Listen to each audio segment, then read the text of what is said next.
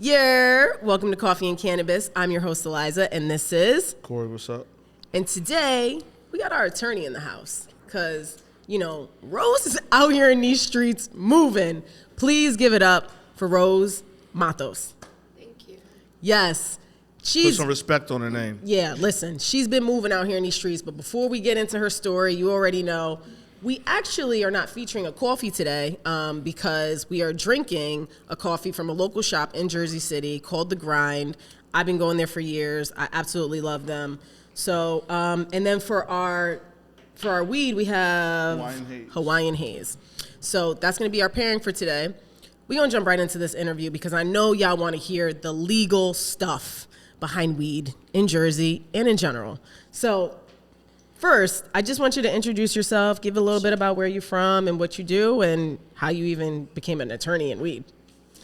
Sure. So my full name is Rosemary Moyano Matos, but everybody calls me Rose. I've been in the legal weed industry since 2018 when I represented a group that applied for a vertically integrated ATC license.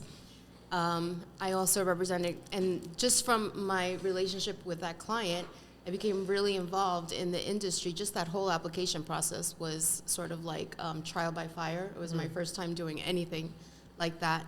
And so I really just became, in that month that we prepared that application, I just became really interested in just the whole dynamic, the industry. It was new. The fact that it was uncharted territory was really intriguing to me as an attorney, and so I started doing some speaking engagements about my experience in that whole applications process, and it just took off from there. All right. I think what's really interesting, and I was going to ask you, but you already went into it, is like what made you actually jump into it, because 2018 is technically considered really an OG, at least in New Jersey. And to go through the medical process, there's so many attorneys now who have kind of jumped in this game. They weren't here during the medical, so they only know the rec market. And, Corey and I try to give out game and IP and tell people about all the different avenues, ancillary, for them to get into weed and make money. But for you to kind of give it a shot without really knowing, shout out to Syph Sessions. We had their event last night. They gave me an award for Trailblazer of the year. And Precious was there, and she was saying great things about you. And she was like, yo, she knows everything that's going on out here. And I'm like, but then she tells her story about with her partner and how he kept trying to get her to get into it. And she's like, I don't know. There's so many people out there that are feeling that same way. When someone presents to them, hey, this is a great opportunity for you to pivot to another thing. And they're like, oh, well, I don't want to dabble in that. I don't want to ruin my reputation. I don't want people to think I'm a pothead, whatever. What made you say, yeah, I'm going to jump in it, and in a medical market? And actually, that's a funny story because if you ask any of my college friends, they think it's the funniest thing that I'm a weed attorney now, because I was so straight-laced in school. I actually never tried weed until 2018. Absolutely. Had never tried it, never thought about it, grew up in a Hispanic... She said tried. That means that... Oh, I'm sorry. And we got... Because y'all know the deal. I have... Everyone consumes on this podcast. Coffee, cannabis... This is what we do. We're going to have intellectual conversations. Maybe we'll start to fade towards the end. Sometimes I know y'all be watching me. I know I be looking like I'm getting a little slump, but we still making it happen. So, tried. However, here we go. And so what wound up happening was I am a business attorney by background, right? I've been practicing now of 21 years. I started out as an environmental attorney in big law. Then I started doing some insurance coverage work. And then I left big law after my second child was born, and I decided to start my own practice, necessity being the mother of invention. I found myself with, in a short period of time, 3 small children. The market was bad, and I figured, I need to work, but I need some flexibility, so I decided to start my own law firm, which was extremely scary at the time, but did it. And I've always been fond of business, I'm very good at contracts, and so that was like the niche that I created for myself. I started representing churches, doing nonprofit work, and then small businesses. So all of my experience up until 2018 had been in regulated industries. So it wasn't a big stretch for me to jump into cannabis. I mean, back then, Kuma was like 16 pages, you know, it wasn't a lot. And so the way that I wound up in this industry in particular was my cousin was big in the industry out in Colorado. And over the years, he would call me all the time and be like, you got to get into weed. You got to get into weed. And I'm like, talk to me when you're in my jurisdiction. You know, like I practice in New Jersey and New York. And so, you know, I'm not lying. He everywhere he went across the country, California, Colorado, he'd call me and be like, let's talk. Because he's like, seeing it and he's like, yo, you got to get in this. Exactly.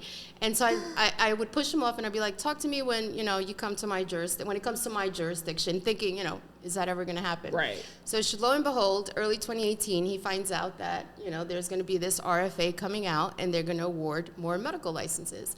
So he calls me early in the year and he's like, remember when you said, you know, talk to me when I'm in your jurisdiction? Well, I'm coming to Jersey, you know, I'm coming back home. I'm going to put together this team and we're going to apply for a license.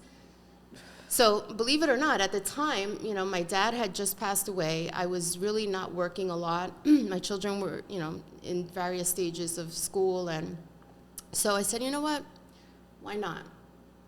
Let me do it, you know. I could use the work. And so I met with the team. He put together this amazing team. To this day, people will say to me, we don't know how that team didn't get a license. Okay, you didn't mention the client, right? Not yet, okay. But I will. You know, it's not a secret. It was a team that consisted of Wanda James and her husband, Scott Dora of Simply Pure, the first African-American dispensary owners out in Colorado. And she brought... Hand clap to Wanda. She's legendary. She's amazing. Yes. Big shout out to Wanda. Legendary. And, you know, on the low, maybe I'm a fangirl. Because you know me, I always want women, leaders, Black, Latina. I preach it all day. We don't see each other. We don't see us at the highest level. So the fact that she has a connection, I've been I hope, you know, I was asked for a birthday gift of an intro, so Wanda and I could go have a cup of coffee and I could just find out how she became so incredible. But you know, that's a story for another day. I'll see if I can hook that up. Because believe it or not, she's still my client to this day. Wow. That's how great the relationship worked out. But included in that group, you know, Wanda brought in Al Harrington of Viola Extracts. And so it was a powerhouse team, you know. It was fully minority owned. Incredible. Checked all the boxes with experience, you know, financing, everything. And, you know, it didn't happen. Wait. So all that, and they didn't get the license? Did not. Okay, hold on. We got to dig into this one a little bit. Because there has been what's been announced as the first Black woman now. You need a lighter, babe? No, you're good. The first Black woman who now owns a medical dispensary in New Jersey. So you're saying that there was a process where we could have really had a Black and brown operator a while ago? Could have, yes. What do you think is the reason why we're just getting to that now? I mean, look, in 2018, it was a highly competitive process, right? There was well over 100 applicants vying for, I think it was like 120 or something like that, vying for 6 licenses, right? Jesus. And they were all, and you know, the winners were all multi-state operators who, you know, had a lot of money. Which Wanda and Al both are, right? So to say that fairly, Currently.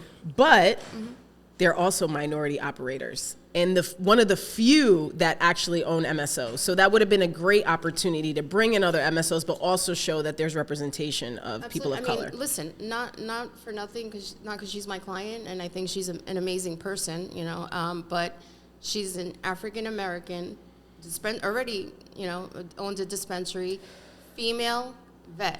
Yep. I mean. Yep. Can't beat it. And obviously you guys see why I'm such a fan. We got so many connections. So absolutely. And the only white male on that team was also a vet. So wow. You know. So every single person met some type of certification. Woman, vet. Wow. Well, missed opportunity for New Jersey. So now here we are approaching the rec market, and we haven't really seen much changes, right? A lot of the data is reflecting conditional licenses, which is great. And the hope is that those will turn into annuals pretty soon, and hopefully by the summer we'll see some up and running. But do you foresee that there's going to be any more challenges coming from that? I mean, because I feel like every other day I'm like dipping, like I'm like a track star, like just jump. What are those hurdles called? Hurdles. They're called hurdles? Hurdles.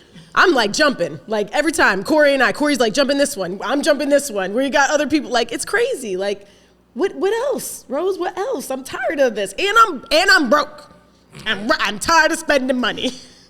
I'm sure I said this to you when you hired me, because I say this to all my clients. This is the industry where you pivot all the time. Yeah. Yep. It really is. Back in 2018, sometimes you were pivoting by the hour, literally. I'm not exaggerating either. But this is, it's a new industry. By its very nature, you're gonna have to pivot because you just don't know what to expect, right? We're basically starting this whole new industry here in New Jersey. Are there, other states to look at and follow, right? The CRC is very big on saying, we took our time with this because we wanted to see what other states did and learn from their mistakes, Find right? best practices, of course. But, at the same time, there is definitely the trial by fire aspect because, what works in some states doesn't necessarily work here. Right. And so, it's constantly changing. And I tell my clients, you need to have the stomach for it, especially because you are spending a lot of money, The right? wallet for it. Absolutely. You need the wallet for it. But if you don't have that temperament that you can't deal with change, then this is not the industry for you. We always ask people, every guest that comes in, I try to ask what they think this process costs. And there's the licensing process, right? There's just getting the license, and then there's the operational of I need to do my build out, I need to have my operating costs. You can give two separate answers, but I really want to focus on just the licensing because that is such a crazy bag and you don't even have a place. You're not even selling product yet. What do you estimate that it's going to cost the average person? Just to get through the licensing phase? Yep. There's so many factors that come into that that it's hard to predict, right? Obviously, how much you're paying your service providers, like your attorneys, your accountants, your architect. But also if you've secured property, how much you're paying in rent, right? And I give this example all the time. It doesn't matter, and actually this is a common example I give to people that are trying to decide whether or not they want to go the micro business route, right? And, they think that if I go micro, I'm going to save some money. And in reality, you're not, right? And this is because of a couple of things. Number one, the license is the same, right? The application is the same, whether you're a micro, the content, I should say, is the same, whether you're a micro or a standard. The only thing is the license fees are less, right? At the state level and pretty much at every, local licensing permit application fees are by generally lower, for micros. But think about it. The professionals are doing the same amount of work, whether or not you're a micro or a standard, so you're not saving money on that. Mm-hmm. And you think, all right, well, if I have lesser space, I'm going to save money, right? But not necessarily, because it depends on where you're at. So I give this example all the time. I have a client in South Jersey that leases 3,000 square feet for $2,200 a month. I have a client in Essex County, New Jersey, that leases 3,000 square feet for $6,500 a month. Huge difference. Yep. Right? Same amount of space. Another one for $7,000 a month. Same amount, and another one for $7,000, right? So same amount of space, but because of where it's located, the cost is exponentially different, right? But I would say a good, I tell my clients, I don't think you can get far in the application process if you haven't budgeted at least minimally about $250,000. Facts. And Facts. literally, Corey and I are halfway there. Yeah, we getting up there. Yeah, we're about halfway there at that number. So I would definitely say that's pretty accurate because, our process more than anybody, and we're about to go to planning, and then we have a few more months of the build out. So, we're paying rent now. So if you add on what that looks like in a couple months, we getting close. Shout out to our Series A investors. Seriously. It's the only reason why there's electricity in this building. There ain't no heat, though, as you can see. We ain't get that far yet. We out here. All right. But I do want to expand on something that you said. Can we talk about the cannabis tax? Because you referenced the lease and paying that, and how somebody in South Jersey may be paying a little bit less than somebody less than somebody in North or Central. But there's also the cannabis tax, which is a premium that people slap on a lot of things, mostly landlords, for sure they do it. Can you tell us more about what that is and what that process is? Absolutely. So I call it the cannabis premium, and it's real. I tell everybody, it is real. As soon as people hear cannabis, like they see dollar signs and the price of everything goes up.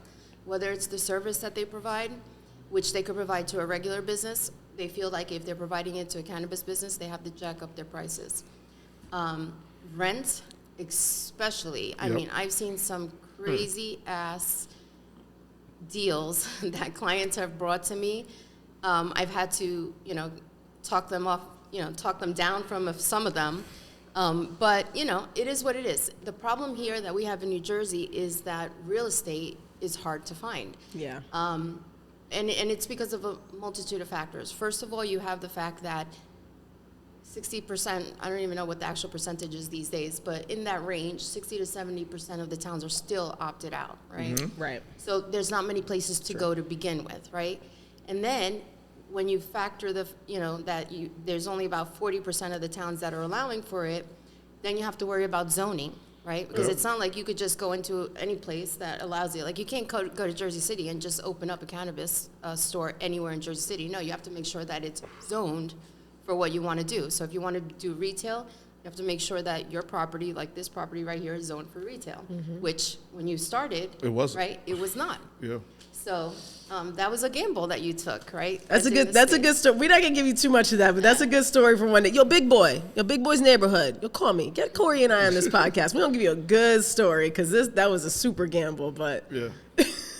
And it worked out well for you, but it's something that a lot of clients face, right? Is taking that gamble, like, should I rent this space and then run the risk that it's not going to be zoned for cannabis, right? Yeah. So you have that issue, and then you have just the fact that there's so many people vying for space that it's become, it's become a commodity. So landlords know this. And then they hear things, I'll give you an example. I had a client that called me yesterday. They've been trying to broker this deal with a landlord, and somebody told him that he should be charging profits as, percentage rent. So first they started out with like for this. The lease? Wait, what? For the lease, yes. It's not unheard of, by the way. He wants a cut of the profit for the lease. Yes. I've heard of them asking for equity, which is also bugged out. Yes. But I've heard them ask for equity, but he wants a percentage of the profits and you to pay rent? Yes. And so this is the conversation, that I've had, not with just this client, with other clients, because some other landlords have proposed these types of deals. And here's the thing. It's not unheard of. There are retail leases that will include percentage profits. But typically, it's done where you're paying less base rent because the landlord is making up for it, right, in the profits. Right. In this case, in almost every situation that a client has brought to me, the client is charging premium rent, and they still want percentage of the profits. What? That's wild. Yep. And it's unfortunate, but, as the attorney, I tell them, well, I don't think this is a good deal. You should reconsider.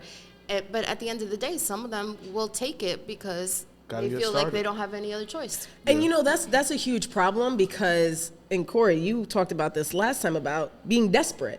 Yeah. This is what happens. Like, we are so desperate to find this space and get this location. And especially when you come from an underserved community, you don't got a lot of money and there's like your one shot to make it happen. So you're like, I'll do whatever. I'll take whatever. Not smart, though. This industry breeds desperation.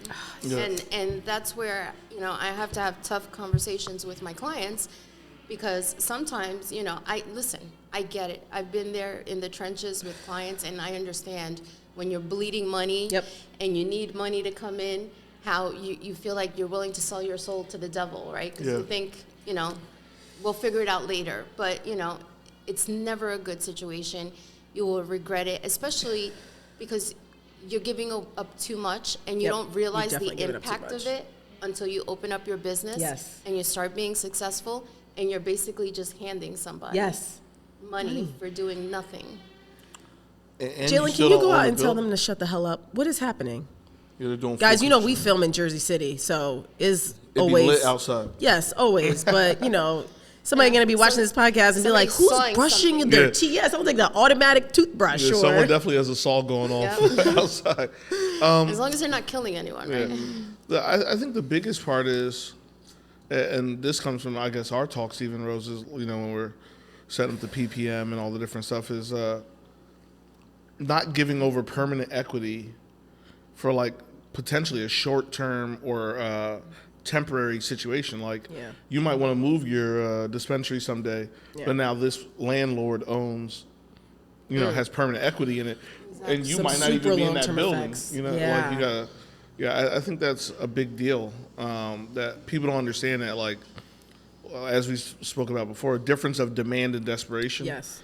Of like, look, I have a demand, I need money to get this going, but I'm not desperate yet. Right. Right. And trying to find other ways. Yeah. You almost rather take a bad loan than hand over the equity. Yeah. Right. Like I can pay that off eventually and get out of it, but equity, you're just stuck. Right. Or especially if you don't have a buyout clause. You're stuck. Yeah. And I think it's also really important for you to have, like, I love that we have a team because, although I pride myself on being kind of smart, but sometimes we make emotional decisions. And that's where being desperate comes in. Because it's like the demand, like maybe you have the money, you said I didn't get to the point of desperation, but sometimes you do. And you need someone else level-headed to say, this might not be the best approach, or maybe we should do it this way, or if... what's for us will be for us. So if this didn't work out, then it probably wasn't. And we know this because how many locations did we go through? Corey and I are probably the first people that we have had LOIs locked in. Well, we haven't had any locked in leases, but we've had really, really green light properties, at least from the landlord perspective, not like planning and stuff. 3 times. Hoboken, we had a locked in location. Atlantic City, we had a locked in location. Oh yeah, I'm lying. In Jersey City, in the other side. another side one. Yeah, we had a locked in location. And it's so funny because that's the greatest challenge that people are faced with. And luckily, Corey and I have been able to navigate that well. But, we landed here, we're in the Heights, and I really feel like this worked out for us because it was for us. And even when we talk to you, you're like, you guys paying pretty decent rent, you got a pretty good situation, your landlord is kind, like things are going good for us. However, we are paying rent in an empty place, but continue. But we also had a locked-in investor That's true. going to put up, $1 million, whatever. Yep. And we had to look at those numbers and be like, all right, we're just going to let this go. Big boy, I'm telling you, we got some good stuff for you. That was another story that was really interesting because we really did. We had one person that was just going to make it happen, and the numbers just didn't make sense. And going back to having the team, it was all of us who came together and said, this is not the best deal for us. And we will regret this one day because I think it's really important for people to understand their brand and what could happen. You don't know if your shit is going to take off. Their brand and the numbers, which is the other thing. This drives me absolutely crazy as an attorney. And that is when clients start talking to me about percentages without even really understanding what they're talking about, right? Like, oh yeah, so-and-so is going to help me out, and do like my marketing. And all they want is like 2% of my business. And I'm like, a lot of percent. Do you know what 2% of your business is? Like honestly, like realistically. And this is before they even. This is before they. I know exactly what 2% is. Obviously, you guys know, but this is before they've even finished a business plan, and they're having these conversations. Yeah. And I'm like, no. I'm like, you have no idea what you're doing. You can't. You're actually negotiating against yourself. Yep. Because you haven't looked at these numbers. 2% of a $1 million operation is completely different from 2% of a $5 million or a $10 million operation. Like, facts. I always have most of my questions prepped, but this is incredible because you're sending me different directions. Okay, because, all right, so the percentage thing. In business in general, and this is great because you started in business, so you already understand that. And I've had a business since 2015, so I also understand that part of it. And Corey has been in weed, so he actually knows what the real numbers look like, what they really make, how much product they're selling, that kind of stuff. So to have that type of information to bring to the table is really great and it's really strong. But in my regular business, 2% of like a wellness business that doesn't make like some of these industries just are not high revenue businesses. That's just standard, right? So if you're saying you got a business that's making 500 to $1 million a year and you give somebody a large percentage, but people don't understand that cannabis is different because there is big money involved. So giving somebody 0.5 is actually a lot. Exactly.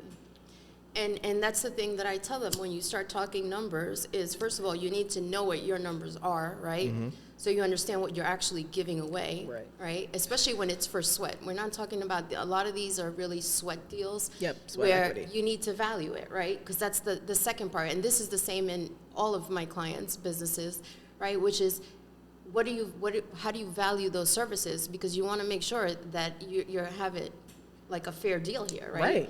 The value of the services has to be, commensurate with the value of the units, right? Or the membership interest that you're giving away. Now, what if they were to get another license, and in Jersey, the license has to be tied to the same name, right? So they get another license or grow something else, and now they have investors involved talking about those numbers. Does that now compound the value? And now Absolutely. That person who has that 2%, that one dispensary that was making either 1 million or 10 million, but now they got a cultivation that's making 100 million. What's up with that 2%? That's the conversation I had with another client not too long ago. Actually, we've had that conversation multiple times because, they had a similar situation where a landlord was asking for a percentage rent. And equity. I mean, it was like ridiculous. And I said to them, we had to have a come to Jesus moment, and as I call them. And I'm like, have a seat. We really need to sit down and analyze this. Because right now we're talking about one license, but your plan is to go full vertical. Yeah. You need to understand right. that when you bring a landlord in as an equity holder, right, to your entity, the entity is what holds the license. So today, you're giving them equity in a retail license, but in 5 years, you anticipate having a full-blown vertical. Yep. Now that 5% or 2% or whatever it is 5% today of an estimated, valuation of $5 million, and in, 2 or 3 years, it could potentially be a $30-40 million operation. Yeah. Christ. And you are just now gave away millions of dollars. Millions. And for those who don't know, can you just explain what fully vertical is? Oh, yes, sure. So a full vertical operation is having cultivation, manufacturing, and retail. And now, under the CRC rules, they include a delivery license. Delivery, yeah. That is a lot of money to give away. Absolutely. Listen, I know you guys like to know this legal stuff because a lot of people are not really talking about it. And hire Rose, but don't sell our lawyer.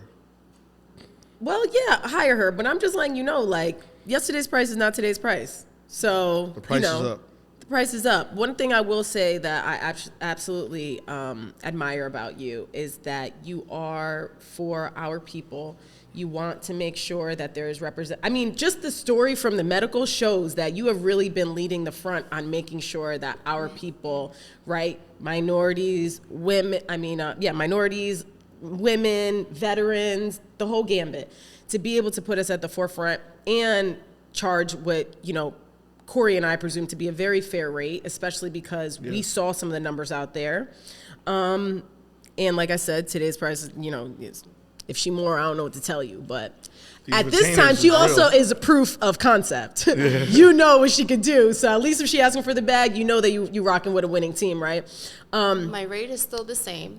Okay. So, all right. Pretty, she got a high batting average. High batting average. She has very high batting average. And I do that for a reason. When I set out to do this and I really decided that I wanted to make this the focus of my practice, I did it, I could have jacked up my rates like everybody else, especially being in this industry since 2018.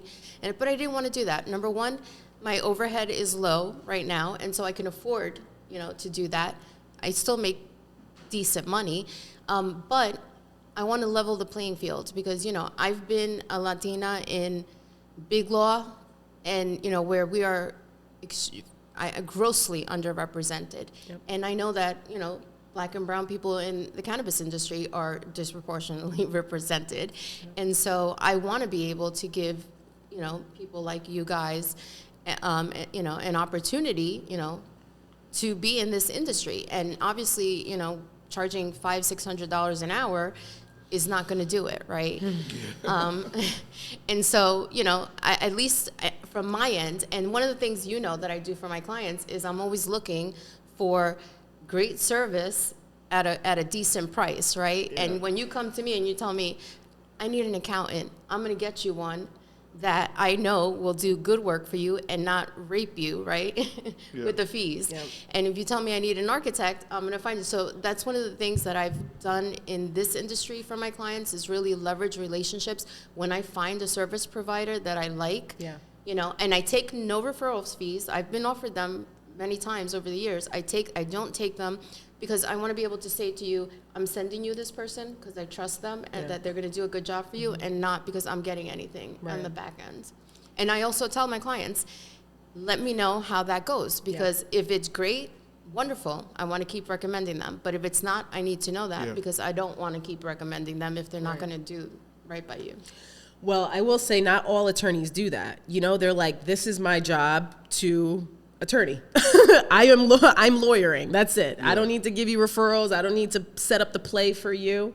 So you're really doing a multitude of things. And, I really want to applaud you for just being a leader in this industry, being a representation for strong Latinas. I admire you so much. And, Black don't crack, because 20-something years in the industry, you would never know.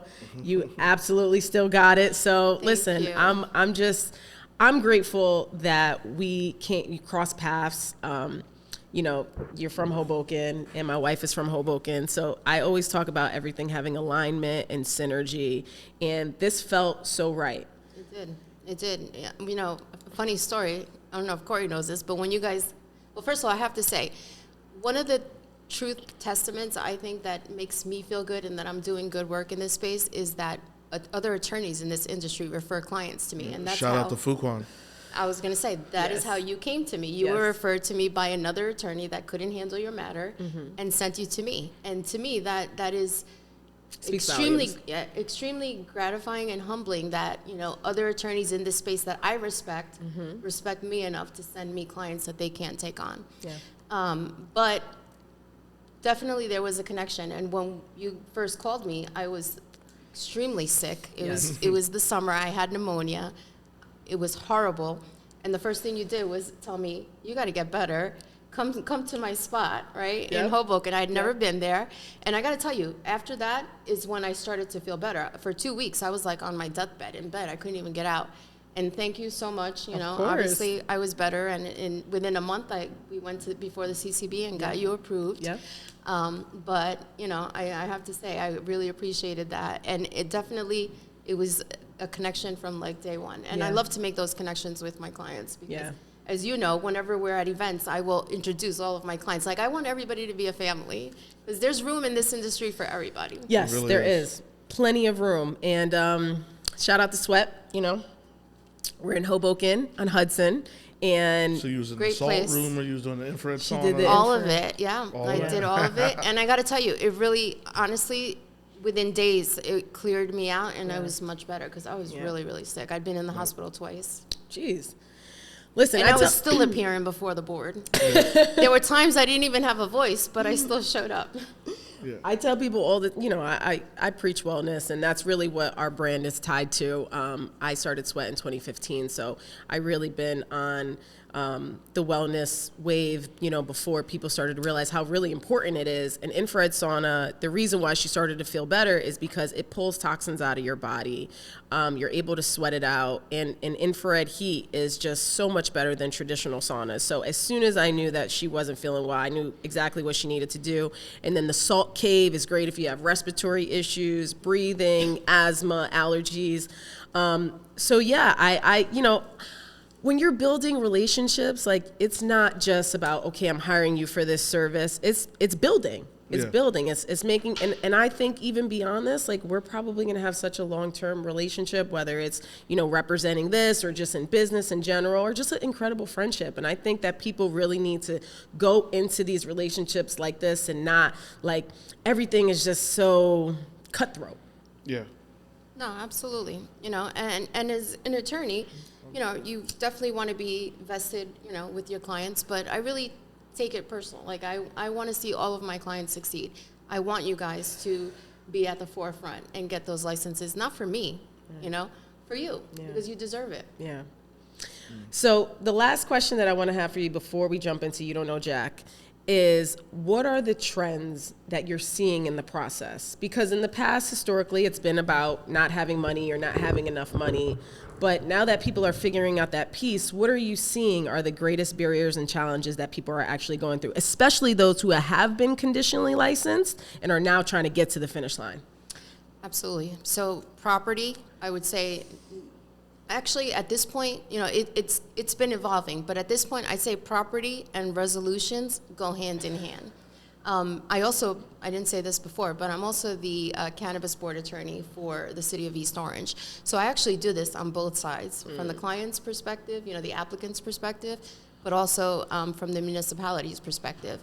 And so I have increasingly seen, again, back to what I said earlier, the fact that so many towns are still opted out, right? And then because there's only a limited amount of towns that are opted in, everyone has flooded there. Like Jersey City is by and far the busiest, by and far, I would say, the busiest cannabis board, because they don't have a cap, right? Yep. So what's happening now, it's going to be a year that they've been up and running, right, in April. What's happening now is where people have exhausted all of their opportunities in other towns because the towns have either given out all the resolutions or they're capped or they just can't find property. They're all coming to Jersey City, right? Yeah. And so, I think they're like up to the 60s now in terms of the number of applicants, or closely approaching it, right? The number of applicants that have appeared before, at least the Cannabis Board. To date, though, the City Council's only issued 14 resolutions. So that's interesting, right? Couple things. Explain what a resolution is. Sure. And then let's jump into the caps, because we got to talk about the caps. But tell people what a resolution is. So the resolution is a resolution of support, which the state requires you to have in order to submit either a conversion to annual license, right? You're converting your conditional to an annual, or an annual license. So that's one of the requirements that you need in order to submit that application and get your final approval to open up. It's issued by, in every town that has a governing body, the City Council. Okay. And so that is what the resolution is. And they're increasingly becoming hard to come by. And there's steps to even get in front of the council, right? It's not just like you can't just say like, hey, can you support me and write me this piece of paper? Every town is different. Every town is different. So smaller towns, I've had clients where they showed up at council meetings and asked for one. I mean, it's happened, right? And got one, right? It was a small, small towns. Yes. Wait, they just say like, hey, can I get one? Well, I mean, there's some lobbying going on, you reach out to whoever you need to in towns and you're like, what's the process? And some of them were, especially I'm talking about early in the process, right? When towns were still trying to figure out what the hell's going on here, right? And so, some of them don't have boards. There are towns that don't have boards. Mm-hmm. And so they'll have like a zoning officer or, somebody in their economic and development office, that you go and ask. And it's a very informal process, right? And so early in the process, it was as simple as, I want, you're allowing for this type of license, I want it, and nobody else is asking for it, and they gave it to them. That's not the case anymore. And it's also not the case in Jersey City. But in Jersey City, like in East Orange and many of the larger towns like Newark, Hoboken has, they have boards. And so the process is you go before the board and you request a resolution, right? So in the instance of Jersey City, and also I could speak to East Orange because I'm the board attorney there, you apply, right, to the board, and then they approve you, but they're not the end-all, be-all. So in Jersey City, they require you to have site control, it's also a conditional use, so you have to go before planning. So in Jersey City, you go to the cannabis board first, then you go to planning, you get your site plan approval, to operate because it's conditional use, and then you can go to the council and get a resolution. So it's a drawn-out process. Initially, before their board was up and running, they were sending everybody to planning. So my one client who was here already, Hatham, Dusa. Hatham started that process super early. I'm talking about like March of last year. And so he was one of the very few applicants that went to planning first. We got planning approval, and then we went to the cannabis board. So that was, in his situation, it worked out well because we were able to secure a resolution very early in the process. Right. Everyone else is now circling back. And now there was a period of time where planning was not hearing any cannabis applications, so they're just starting to hear those again. And there's a backlog there, which is what you guys are experiencing. Yes, yeah, we're in the backlog. We're part of the backlog. It's a very expensive backlog. Yeah. It's probably not expensive for the developers, but it's definitely expensive for this little brown girl. So caps. Let's talk about the caps. Now, this is what I want to know about the caps. I'm going to be very specific because Hatham also brought this up. And our position was Jersey City does need a cap at this time. And it's not about not allowing other people to have opportunity. It's kind of for exactly what you just said. Their towns are no longer allowing it, so they're taking the opportunity that Jersey City hasn't put the cap and want to just come over here. Will they be approved, yes or no? Like based on their social impact and community? Who knows? But the fact that they're still entertaining and hearing, and this is really about business, right? Oversaturating markets and making it so other people, there's too many businesses that they won't succeed. So why do you think understanding caps, like I'm not asking about the opinion of Jersey City, I want to know why is understanding caps important? What does it actually mean? And how can it hurt the industry if it's not approached smartly?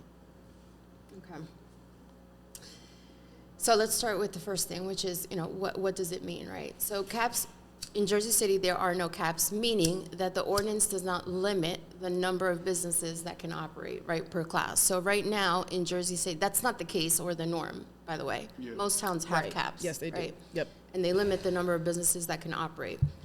Jersey City, for whatever reason, did not do that. Do I believe that they need caps at some point? Absolutely. I mean, the board could just go and hear applications forever. Yep. But there needs to be a system, right? Because now, I don't know what the number is, but maybe like 30-something applicants have been approved. Maybe it's 40 now, have been approved by the cannabis board. They're still working their way through planning, or they're sitting there waiting, right, for the town to issue a resolution. In the meantime, what's happening is things are starting to get very cutthroat, right? Because now, there is this thing called buffer. There are separation distance buffers, right? So initially, it was a non-issue, right? Because when you went before planning, so let me backtrack.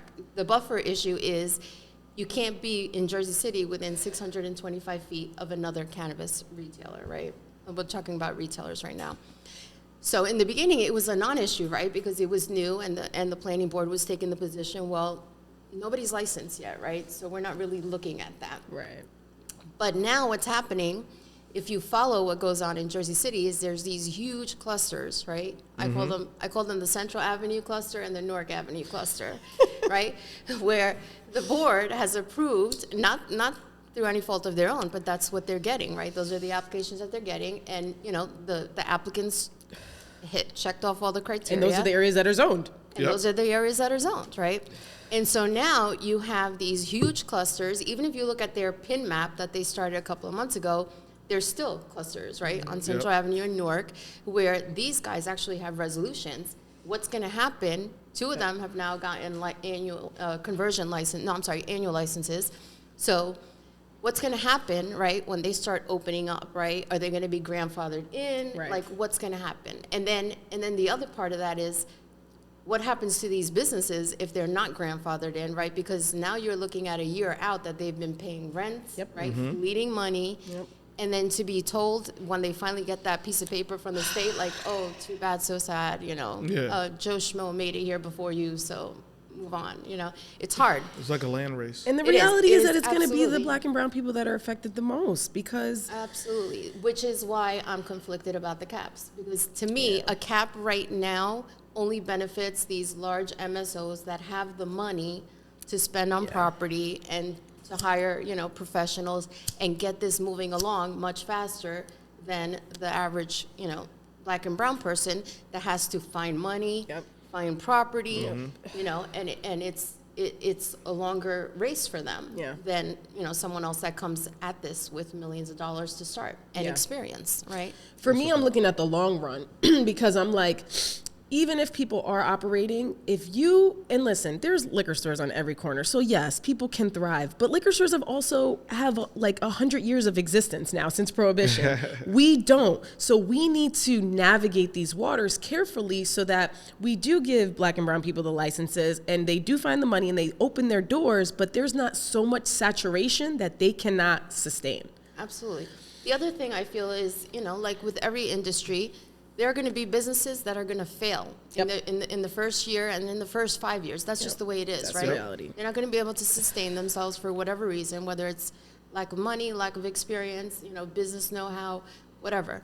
It's just the way it is. So eventually, you know, it's sort of like, you know, it all weeds itself out. Right. But for right, I do agree caps need to happen, but I'm hesitant to impose them this early in it because I feel like the ones that are going to be most negatively impacted by it are us. It's really That's true.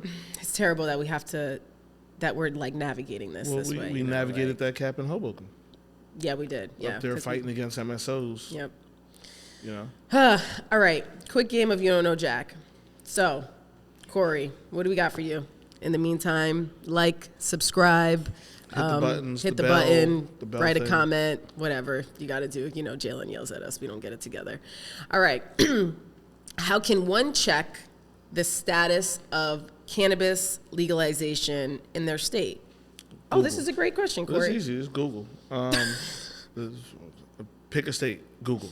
In New Jersey, it's like was the state website nj.com/something with cannabis. But it's Google. The CRC website. Yeah, this is an easy one. All right. So every state that's legal has an agency, right, that's administering it. So that's where I would start, is going to that. So in the state of New Jersey, it's the CRC. Start at the CRC website. What does that stand for? The Cannabis Regulatory Commission. Yeah. So the governing body. Yes. Yeah, the but governing body. every state is different. So like in Illinois, it's the Department of Agriculture. In New York, it originally was the Department of Health at DOH, but now it's the OCM because they built their board. So depending on the state, Department of Agriculture. Colorado's the med. Yeah, like so, and it's also how far the state is. So like some states, it's just being governed by an already existing governing body in the state, like the DOH or the Department of Agriculture, and then eventually most of them make their own cannabis board. All right. Run by politicians. What are some of the harsh restrictions for marketing legal cannabis products? This is a great question because this is rampant right now. It's very clear. You can't. You can't have it on TV. You can't blatantly have it on a billboard. Like the Leafly, there's a Leafly billboard on the Turnpike, and it's like random like tropical leaves on it. It's nothing cannabis about it. You just got to know what Leafly is. Yeah, they also regulate like for advertising on radio and stuff, the hours that you can do it. Or talk about it. Yeah, I think IG just changed their policy within the past week or so. Because originally on Instagram you couldn't blatantly market cannabis either. Oh yeah, Twitter changed it. Yeah, Twitter. Right? That's what it was. Twitter. Yeah. I had a lot of clients affected by that early. Yeah. I mean, I guess it's cool. I'm just trying to figure out, like, what are you supposed to tweet? Well, think of no it. The crazy visuals. part is like you had whole, multi-$100 million MSOs getting their accounts kicked just because, they're advertising cannabis. Right. So it's like Yep.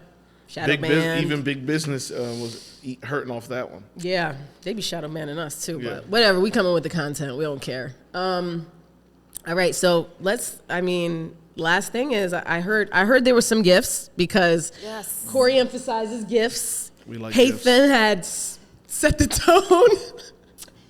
So what you got for us, boo? Since this is coffee and cannabis, I brought you some coffee mugs. Nice. Yes, thank you. You're looking bad out here. We sure did, because we got these ghetto-ass cups that Eric got us from Canal Street, and my ass didn't put it in the dishwasher so many times it's fading. So, all right, we'll rock that for the next couple of episodes. Awesome. Very cool. Thank you so much. Joy. Listen, Corey, you got anything?